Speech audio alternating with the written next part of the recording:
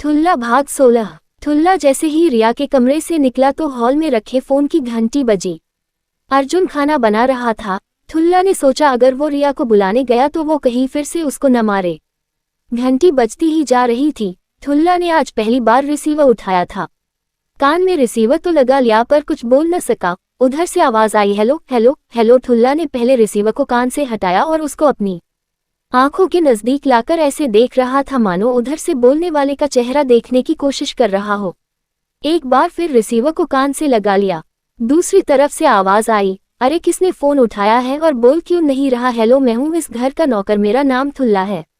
बड़ी हिम्मत जुटा के ठुल्ला इतना ही बोल पाया था। अरे तुम हो तो बोल क्यों नहीं रहे थे?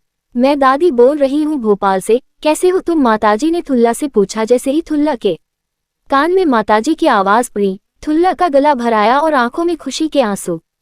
दादी आप कहाँ चली गई? जल्दी से आ जाओ, मेरा मन नहीं लगता आपके बिना। इतना कहते कहते ठुल्ला फोन पर ही रोने लगा।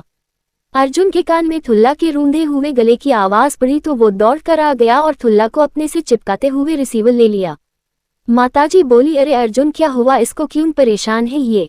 अर्जुन बोला, कुछ नहीं, आपको रोज याद करता है। आप कैसी हो माताजी? अर्जुन ने अदब के साथ पूछा। रिया कहाँ है, जरा उससे बात कराओ। अर्जुन ने ठुल्ला से कहा, तू किचन में जा, और खुद रिया के कमरे के दरवाजे को नॉक किया। अर्जुन बाहर से ही आवाज लगा के कहा, माताजी का फोन है आपके लिए। राजीव अपने ऑफिस के बाहर निकला तो सामने सफेद रंग की एम्बेसडर खड़ी हुई थी। ड्राइवर ने कार का दरवाजा खोला तो राजीव उसमें बैठ गया। गाड़ी कुछ दूर आगे बढ़ी थी कि ड्राइवर ने सामने लगी भीड़ को देखकर गाड़ी धीरे कर दी। राजीव ने ड्राइवर से पूछा, क्या हुआ? ड्राइवर बोला, साहब कोई एक्सीडेंट हुआ है, इसलिए ट्रैफिक स्लो है। गाड़ी मध्यम गति से आगे बढ़ रही थी। जब भीड़ के नजदीक गाड़ी पहुंची तो राजीव की नजर अपने घर में काम करने वाली बाई पर पड़ी जो अपने बच्चे उंगली पकड़े उसी भीड़ का हिस्सा थी। राजीव ने ड्राइवर से बोला, गाड़ी किनारे करो और वो देखो, अपने घर पर काम करने वाली बाई है, अपने बच्चे के साथ, उसको बुला कर लाओ। ड्राइवर ने वैसा ही किया।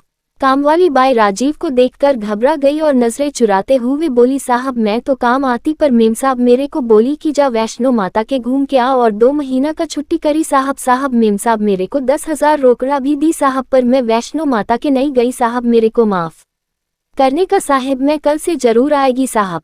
राजीव कुछ बोल ही नहीं सका और अपनी गाड़ी में बैठ गया। रास्ते भर सोचता रहा कि रिया ऐसा क्यों कर रही, आखिर क्या तकलीफ हो सकती है उसको। सोचते सोचते उसका दिमाग सुन्न हो गया।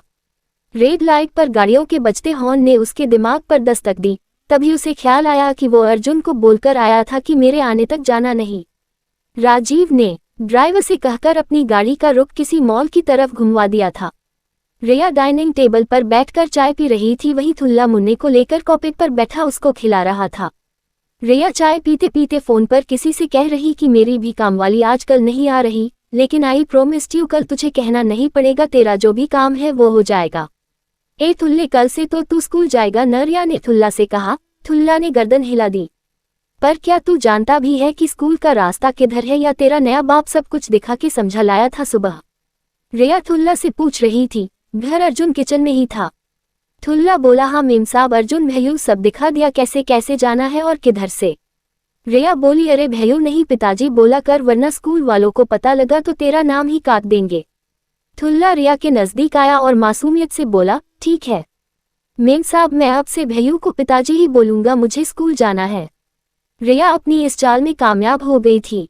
ठुल्ला दौड़कर किचन में गया और अर्जुन के पकड़ कर बोला, पिताजी, ओ मेरे अच्छे पिताजी। अर्जुन ने पलट के ठुल्ला को देखा तो उसकी आंखें नम थी।